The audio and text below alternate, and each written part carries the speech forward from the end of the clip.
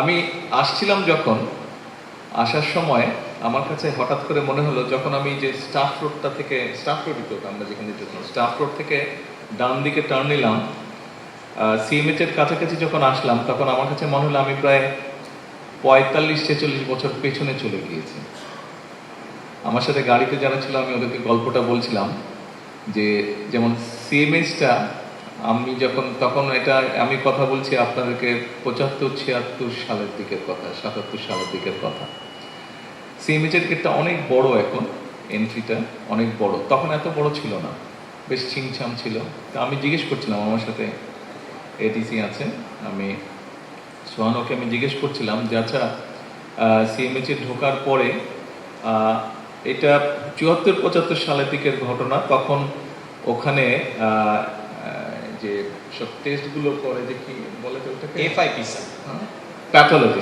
প্যাথোলজিটা ছিল, ছোট একটা প্যাথোলজি ছিল তখন ওখানে, এবং ওটার সামনে ছোট একটা বাগানের মতন জায়গা ছিল, 2-3টা বেঞ্চ দেওয়া ছিল, সিমেন্টেড বেঞ্চ ছিল। তো ওগুলো এখনো আছে নাকি, খুব সম্ভবত ওগুলো বোধহয় নেই, এখন চেঞ্জ হয়ে গেছে। তারপর আমি বললাম যে একদম সোজা গেলে হাতের বাম দিকে ছিল ফ্যামিলি ওয়ার্ড, আর ডান দিকে তখন স্টাফ সার্জন বসতো, টিনের ঘর ছিল, স্টাফ সার্জন বসতো।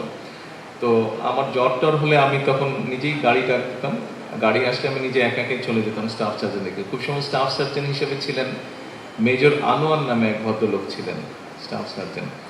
তো তারপরে প্রায় প্রতিদিন বিকালবেলায় আমরা কয়েক বন্ধু ছিলাম, আমাদের বাসাতে ছিল শহীদমুল রোডে, ওখান থেকে সাইকেল নিয়ে বেরোতাম আমরা, 7-8টা সাইকেল চালাতে চালাতে আমরা এখানে আসতাম। সিগন্যালস যে মসজিদটা আছে, দেখলাম মসজিদটা এখন অনেক সুন্দর হয়ে গেছে, বাট মসজিদটা তখন একদম সাদা পেইন্ট করা না, তখন চুন ছিল, এমএস এর একটা ফেমাস সাদা চুন ছিল, সেটাই সব জায়গায় লাগাতো।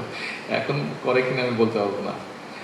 তো মূল বিষয়টা হচ্ছে যে এই এলাকাটা বহু পুরনো, আমরা যেখানে বসে আছি তখন এখানে শিয়াল, বাঁদর এগুলা ছিল, জঙ্গলের মতন ছিল এই জায়গা, কিছু ছিল না এগুলা।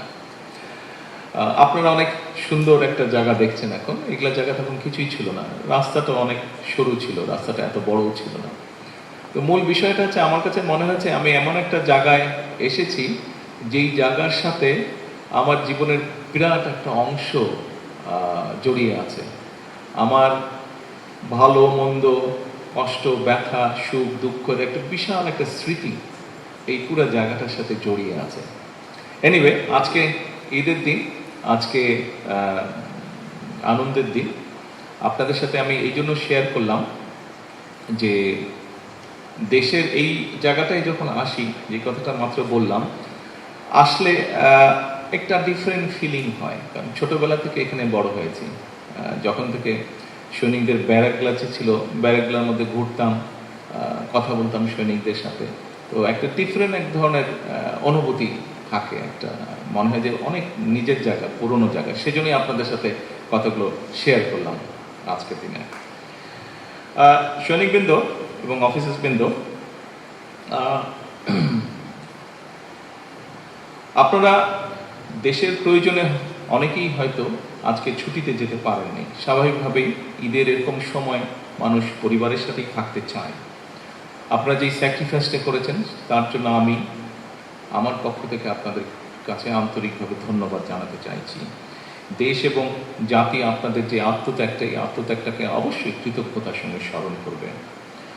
প্রিয় অফিসার্স এবং সৈনিকবৃন্দ, আপনাদের দায়িত্ব পালন ও কল্যাণের যে যাবতীয় বিষয় আছে সেগুলো সম্পর্কে সরকার অবগত আছে।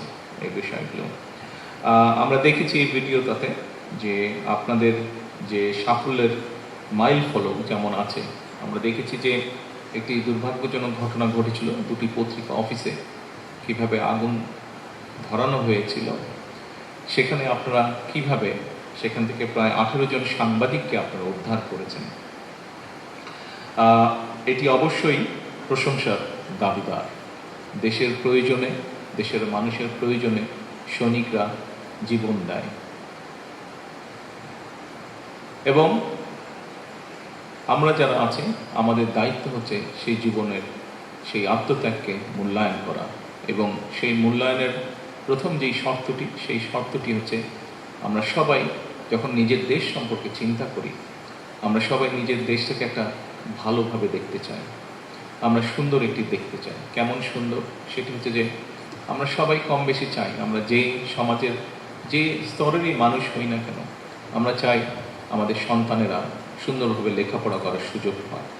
আমরা চাই আমাদের পরিবারের সদস্যরা, আমাদের বাবা মা, স্ত্রী, সন্তান, আত্মীয় স্বজন সবাই চিকিৎসার সুযোগ পান।